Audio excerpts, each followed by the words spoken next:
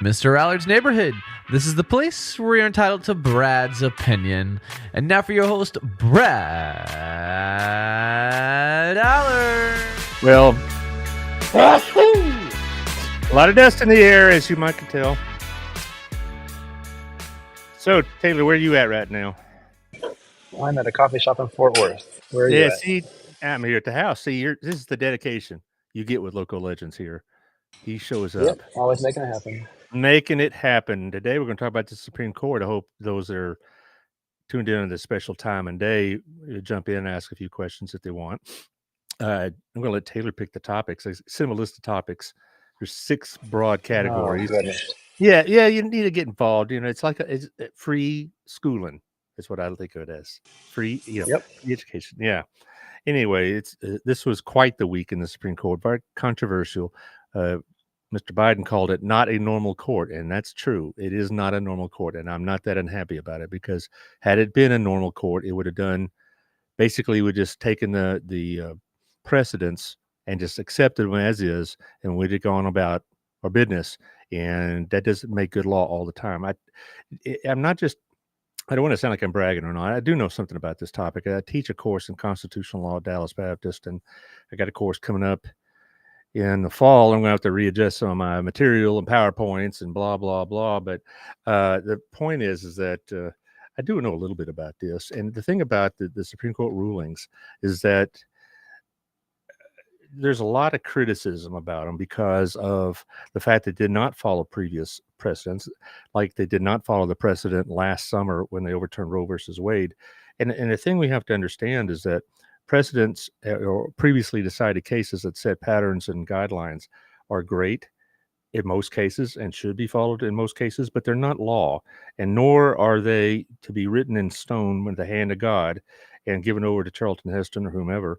It's basically, this is one of those things in where the law and the Constitution should be observed, not just what we've done before, because interpretations of the Constitution vary from generation to generation.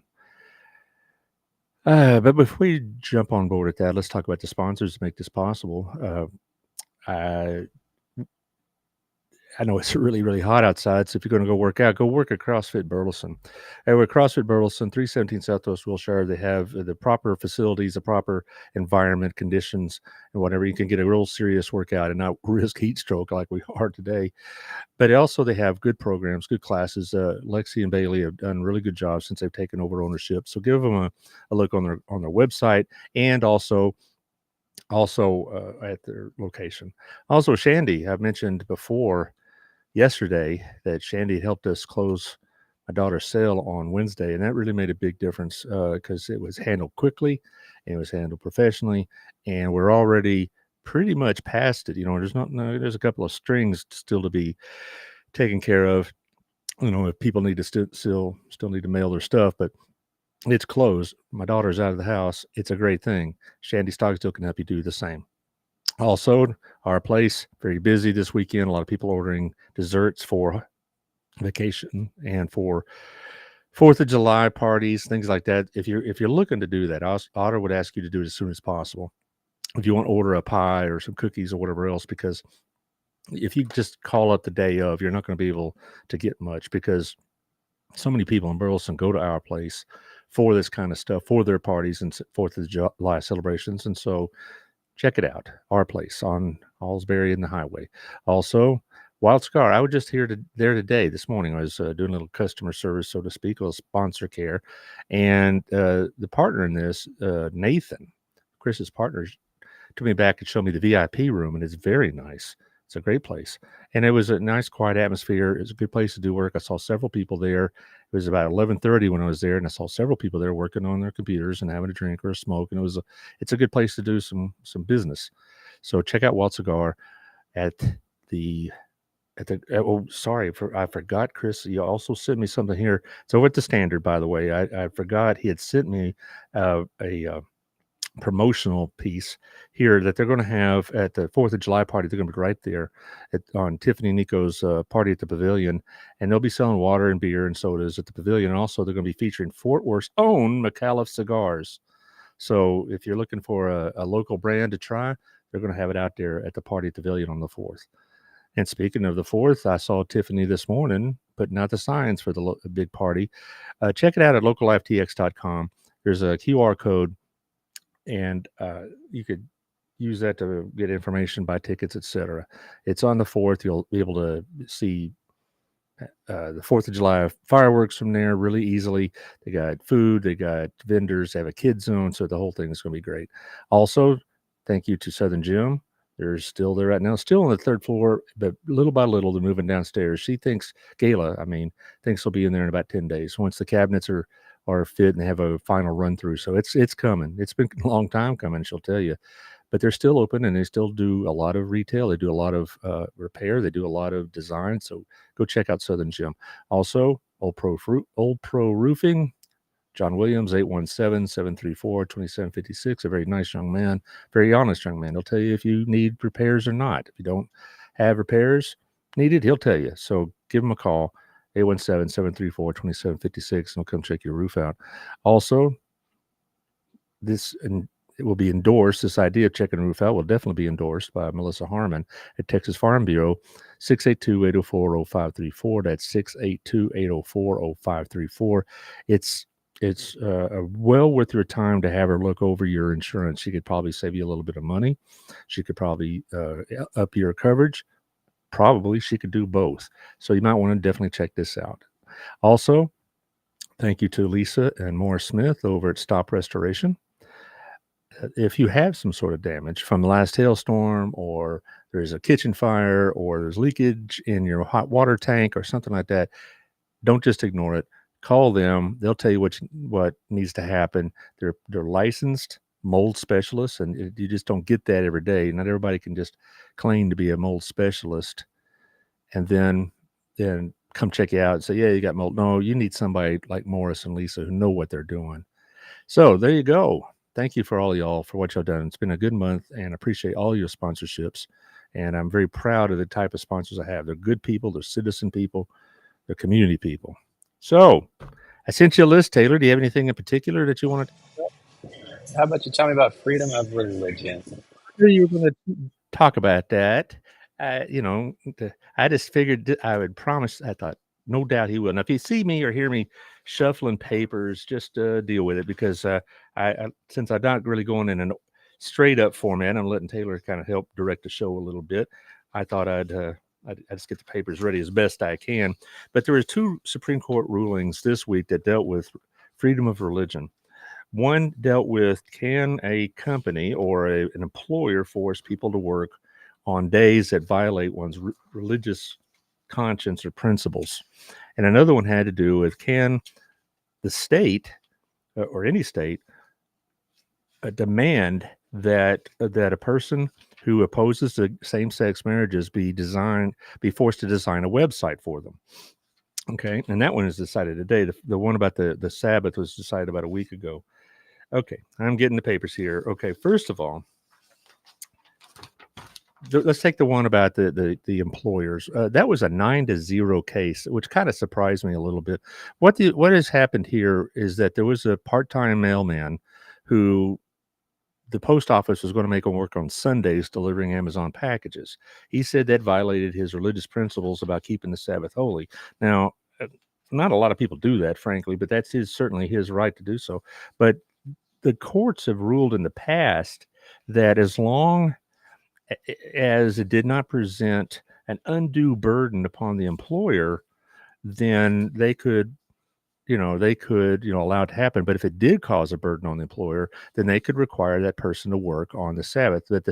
But in this case actually is, there's a case in the 70s about a Seventh-day Adventist who didn't want to work on Saturdays, and the courts ruled in her favor, but they also left a very broad interpretation of what undue burden was.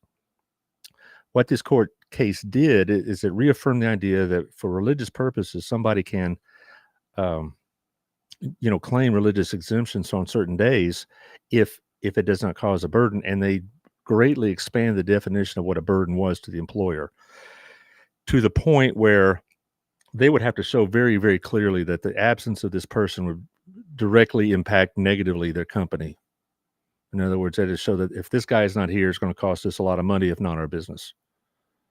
That's a very, very broad definition. So what the case really did, it wasn't so much they granted a new right. That right was there. What it did is it made the employer have to explain in greater detail than before what an undue burden was, to the point where, and it's going to be pretty tough to prove it. And when you're talking about the post office, it was not seen as at all as an undue burden. That case is called Joff versus DeJoy. DeJoy is the postmaster general. And then the other case is the state of Colorado had intervened in a case where a web designer was protesting the fact that there was a gay couple in Colorado that wanted to go in there and to have her design a website for their wedding, and she refused because she, at a religious principle, did not endorse the concept of religious concepts of same-sex marriage. She did not endorse the marriages. Now, she went at great length to say she's not homophobic, that she has gay customers, but for her to make a website specifically about a marriage, she had objections to. It's very, very similar to the cake issues that Colorado also brought about 9 years ago, and it got overturned a little bit, and now it's still working its way through court, but this will probably make it moot now. But the point was, the woman, her name was Lori Smith, said, I have no objections to homosexual clients or lesbian clients. I don't care, but I don't want to participate in something I feel like violates my religious principles. And the court ruled in that case 6-3, and with the usual suspects lining up on one side or the other. And so what this means is it does not, as the critics are saying, give businesses a license to discriminate against gay customers, but it does give them a opt-out if they are feeling like they're being coerced into endorsing viewpoints that they don't endorse at all. Gorsuch wrote the opinion on this. He said, in this case, Colorado seeks to force an individual to speak in ways that align with its views but defy her conscience about a matter of major significance. But as this court has long held, the opportunity to think for ourselves and to express our thoughts freely is among our most cherished liberties and part of what keeps our republic going. Tolerance, not coercion, is our nation's answer. The First Amendment envisions the United States as a rich and complex place where all persons are free to think and speak as they wish, not as the government demands. Because Colorado seeks to deny that promise, the judgment is reversed. I'm not making comments about gay marriage. Let's be real clear about that, okay? When they ruled, it got to be about 9 years ago, that gay marriage was acceptable and not, it was a right under the 14th Amendment. I was neither surprised nor was I really outraged. I mean, I don't need the government to enforce what I think about moral values and whatnot. And I didn't go to bed mad that night, so to speak, about it, because I knew it was coming, actually. And the case would be hard to deny. However, whatever one thinks about gay marriage, for it, against it, don't give two hoots, they should be able to say, but I don't want to take part in it if it violates my conscience. And this is what Colorado was trying to do to the web designer and to the cake designer, it's not enough to say, hey, I support your right to do whatever you want, and I'll take your business in most cases, but I'm not going to endorse things I don't believe in just to fall within law. This is a properly decided case. I don't know how I'm sure the LGBT community spokespeople are going to raise hell about it, but seriously, it'd be very similar to saying, well, it's not enough for you to, wish me well and tolerate or not have an opinion or whatever. You're going to have to celebrate it, and that to me has gone a little too far, I think. So I hope I'm not misunderstood, because honestly, when it comes to gay marriage, what my personal religious opinions about it are not really a matter of for them to consider, for the government to consider, or any couple to consider. But that being said, we'll see how this affects other cases. Okay, what's next? Election cases. Election cases. Okay. This was an interesting one. There's two of them. One of them about drawing districts. Another is something called the independent legislature. Let me go through all these papers here. I probably should have been a bit more organized, but there you go. Here's one of them about drawing districts based on race, which comes up all the time. When I teach government classes or the constitutional law classes, this honestly is one of the most difficult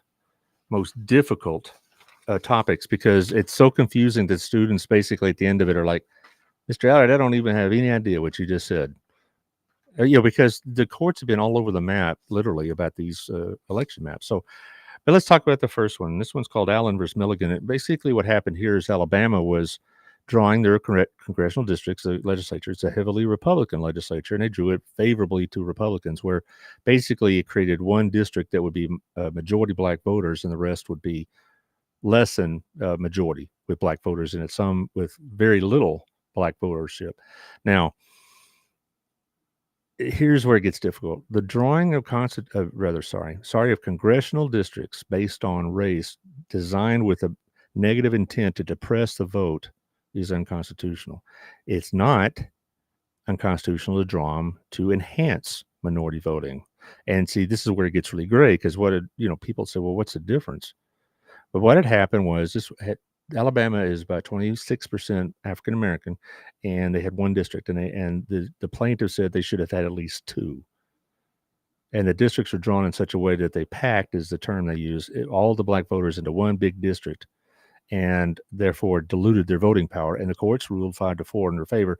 The interesting thing about it is, to get to a 5-4, you're going to have two of the quotes conservatives to go along, and the two conservatives are Roberts, who is quite often not been easily defined as a conservative, and Brett Kavanaugh, which surprised me a little bit.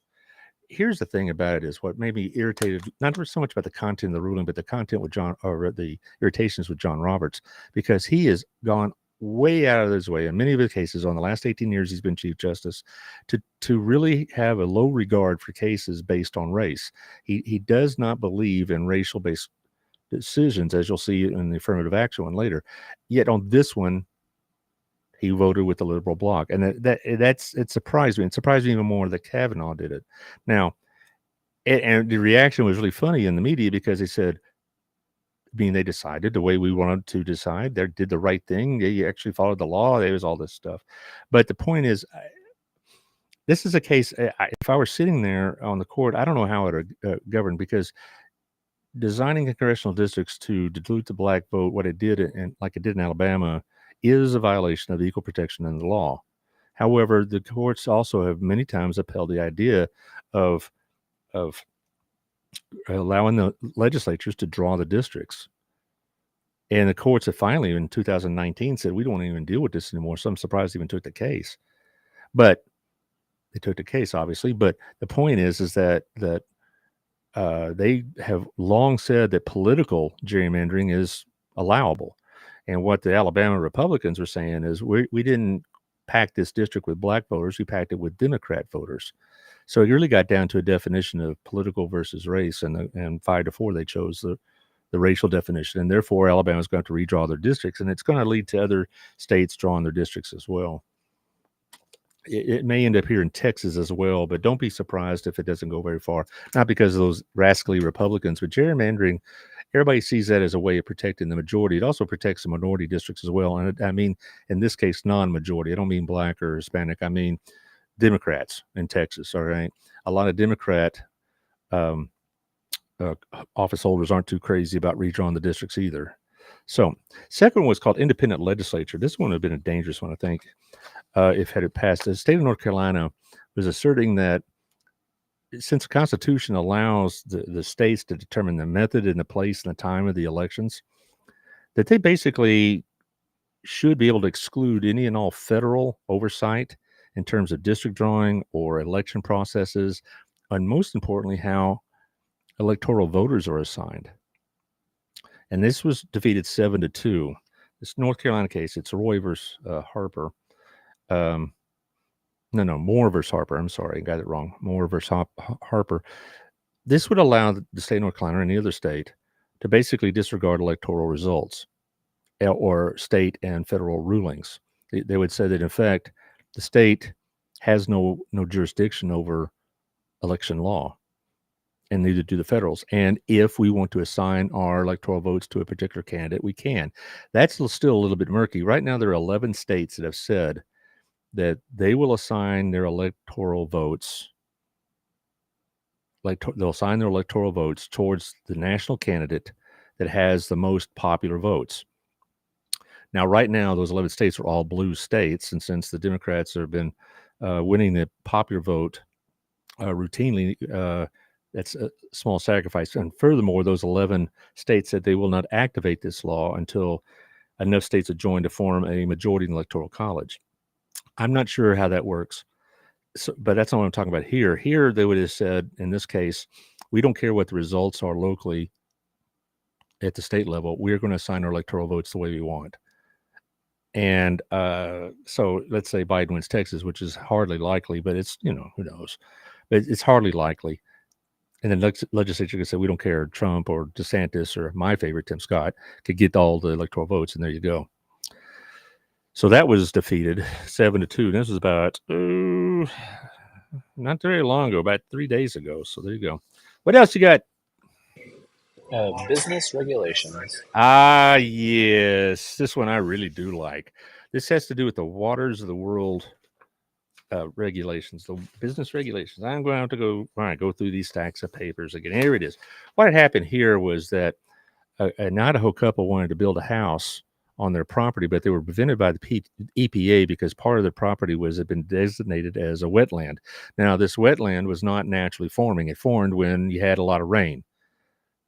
In other words, this was not a geographical feature. This was something that occurred sporadically. But because at certain times, if the weather was a certain way, enough water would collect that geese could migrate and land on it or whatever else. And then so this case lasted like 16 years. And what the waters of the world regulation by the EPA states is basically any collective pool of water can be regulated by the government. And I know this because my farming cousin tells me about it, that if he has a bar ditch that fills up with water after a rain, it's no longer allowable for him to drain it or whatnot. If he has excess water on his land, he can't drain it off to continue farming on it. He is now under this jurisdiction of the government.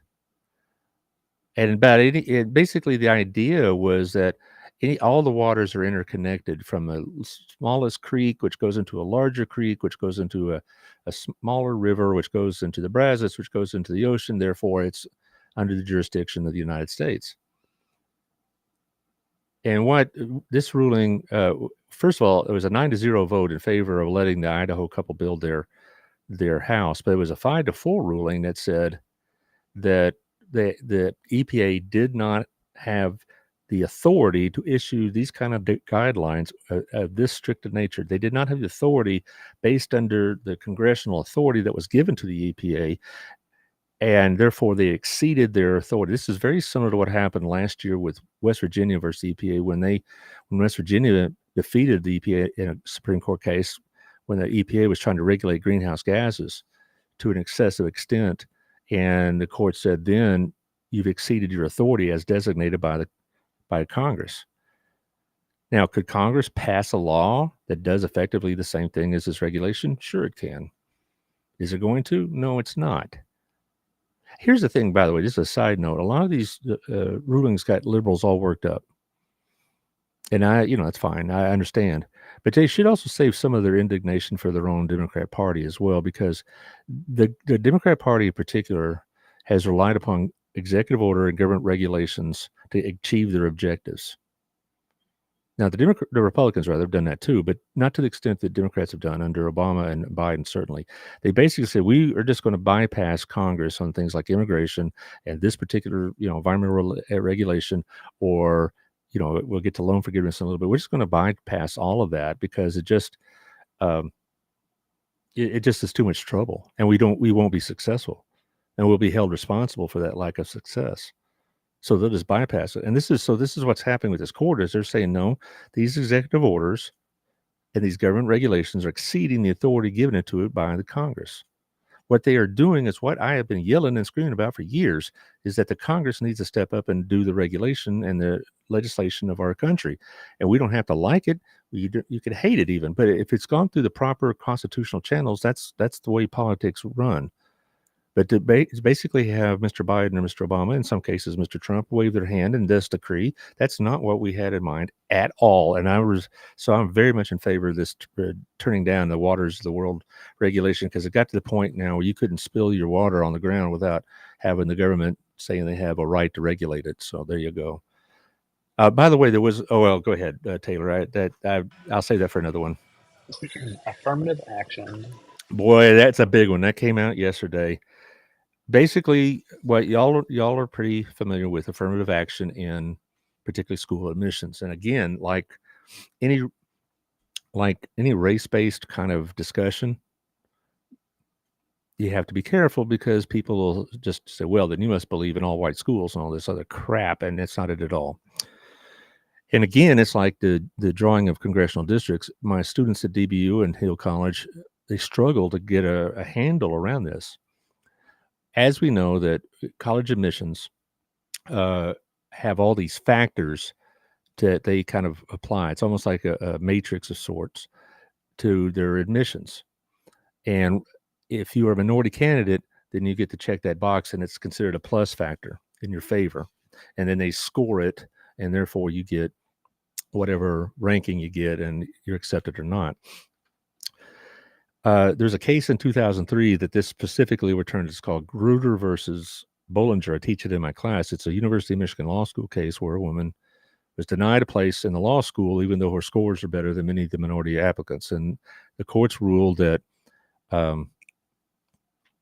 that you could use race as not the factor, but a plus factor. Well, what's interesting is that the author of that opinion, her name is Sandra Day O'Connor, she wrote, hopefully in 25 years, this will no longer be necessary. Well, it's been 22 years, and the government's still coming by and say it's still necessary. And in fact, the Roberts and Gorsuch threw those words right back at him, says it's been 25 years, and you're telling me we have made no progress, basically. The affirmative action was based not on white students, but Asian students. Asian students make up the predominant factor in terms of acceptable candidates, so to speak, the ones that meet the standards at Harvard and the University of North Carolina. These are two separate cases that the court decided at the same time. And the court ruled that basically the affirmative action no longer was needed. And not only that, but it also was a violation of the 14th Amendment. Basically, can the universities use race in any method whatsoever? And the court said in their opinion that universities, I'm reading off the New York Times right now, universities can consider how race has affected a student's life, a topic they may write about in applications essay, for example, but warn schools not to use such considerations as a surreptitious means of racial selection. Universities may not simply establish through the application essays or other means the regime we hold today unlawful. In other words, if you're going, when I heard about this coming out, I wasn't really shocked that much, because there have been a lot of cases that have been kind of chipping away at all this to get around the racial aspect of it. Many of my students ran into the brick wall of what was known as the 10% rule, where the state universities would be required to accept any student from the top 10% of their classes, regardless of any other factor.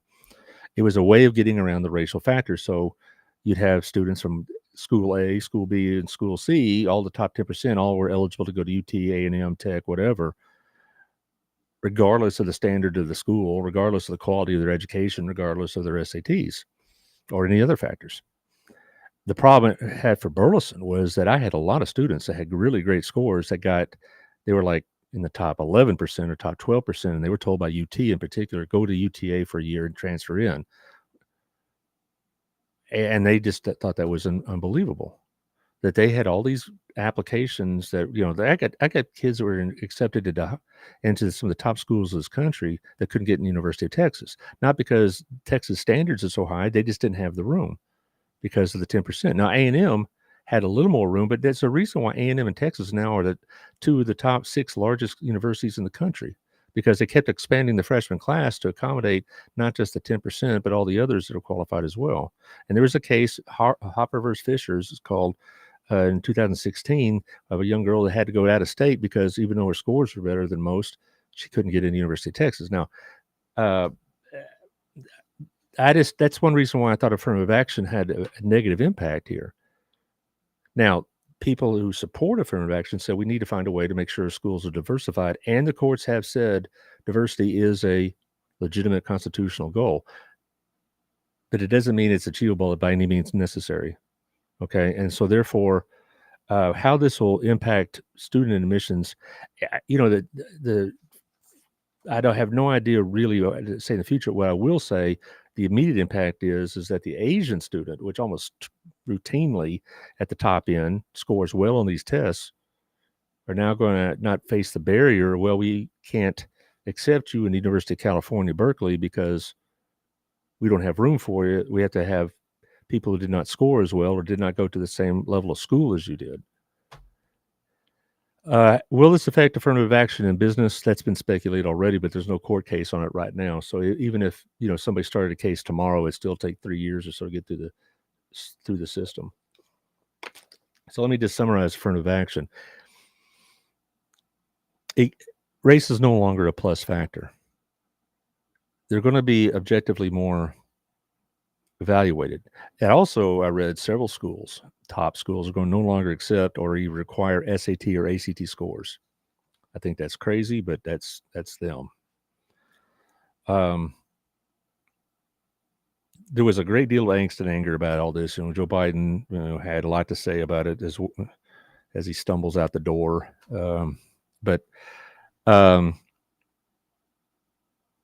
I have no problem with the diversity at all. It's a good thing. But to do that at the expense of qualified students and to divvy up our student body by racial categories, which we do all the time, it does not lead to a unified country when you're constantly being categorized by our government in terms of racial categories.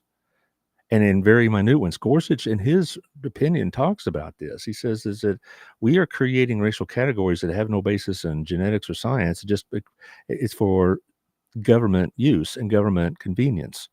And we're just further dividing our nation into these subcategories and treating them differently.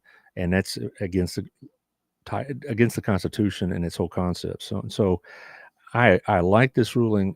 I don't want undiversified schools, but I don't want students that I taught, like I did for many, many years, to bear the brunt of some sort of neo-quota system that is what many of the schools, particularly in large state universities, have done over the years. Okay, what else you got? Loan forgiveness.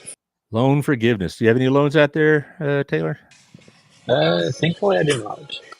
Well, if you have qualified under certain federal loans, Mr. Biden was going to forgive them up to $20,000 in many cases. The majority of loan holders or the borrowers is under $20,000 per person, but collectively it's well over like $1.6 trillion. And so they were going to forgive 400 billion plus in money. What angered me about this then, and I talked about it in a separate podcast back in August, is that 2021, when everybody's pressing on Joe to do this, he says, I can't do this. Chuck Schumer said he can't do this. Nancy Pelosi said he can't do this. And then when the election polls started getting tight in August of 22, all of a sudden he found the means to do it. It's very similar to what Obama said about immigration. I can't do anything about it until he could. But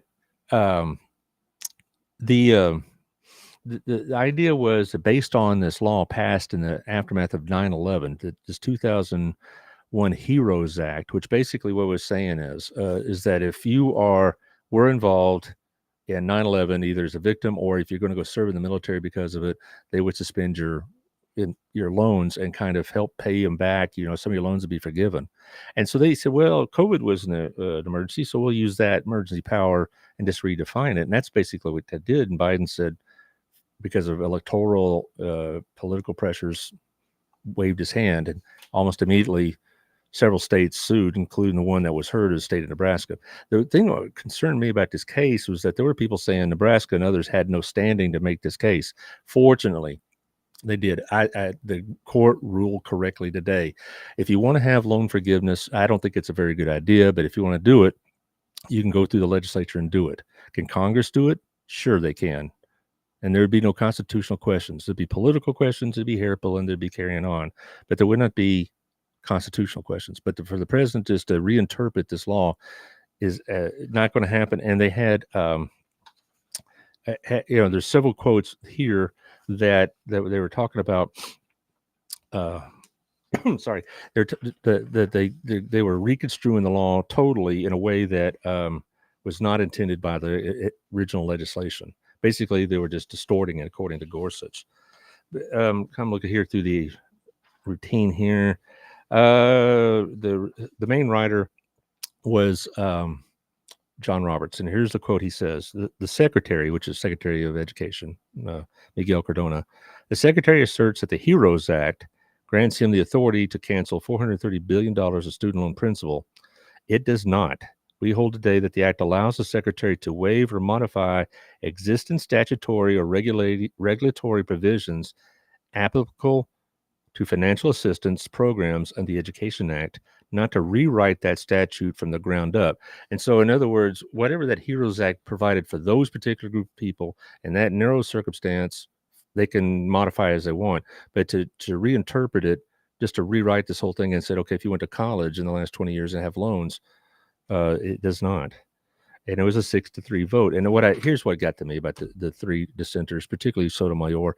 I'm not going to try to be too critical. Elena Kagan is a formidable intellectual presence on the court. Sotomayor is not. And she was complaining about how the courts are overreaching the executive ability to conduct policy. And I thought, my God, this is the same woman last year who was going off the chain about Roe versus Wade being overturned, which is the crown jewel of government activism. But, Sotomayor is not somebody I have a great deal of regard for. Kagan, I don't like her opinions, but she's not a nitwit by any means. She's exceptionally sharp. She's like the liberal version of Antonin Scalia. Anyway, and so basically this case will prevent not just school loans, but it also is another restraint on Joe Biden and this idea that waving my bony wrinkled fingers, I could just make $430 billion of debt disappear. If the Democrats really are serious about loan forgiveness, they should have put it in their last budget, which they did not. During all that budget hair pulling we had a month ago, there was no provision there's no line item for loan provision. That tells me they weren't that serious about it. They were just using it both as a political tool for an election, and they were just hoping that they didn't have to bypass McCarthy and crew. Well, if it's that important to the Democrat Party, then put it on the floor. And some have, but fight for it instead of just bellyache about it. I think we're almost there. Yeah, what, business regulations? Environmental regulations. No, environment. We talked about that one. That was the one about waters in the world. Well, I hadn't said it yet. So business regulations. Yeah, okay, there you go. I just jumped ahead. Do you like pork, Taylor? I do. You like, bacon and sausage? Do you like pork chops, all that business? Yes, of course. I'm not. I like bacon and sausage really well, but I'm not that great about pork chops. But it's fine. California passed a law saying if the pigs that are sold in their markets are not raised humanely, they can't be sold in California, and that would apply to pigs that are being raised outside of California.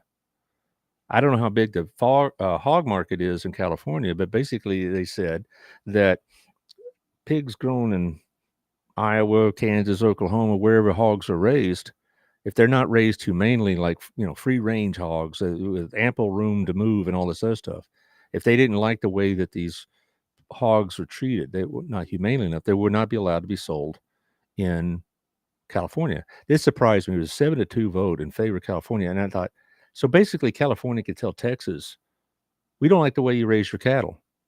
Therefore, we're not going to let you sell Texas beef in our stores. They could tell Iowa, we think your hogs are not humanely treated. Therefore, they tell Arkansas, we don't like what you do in those chicken farms. Therefore.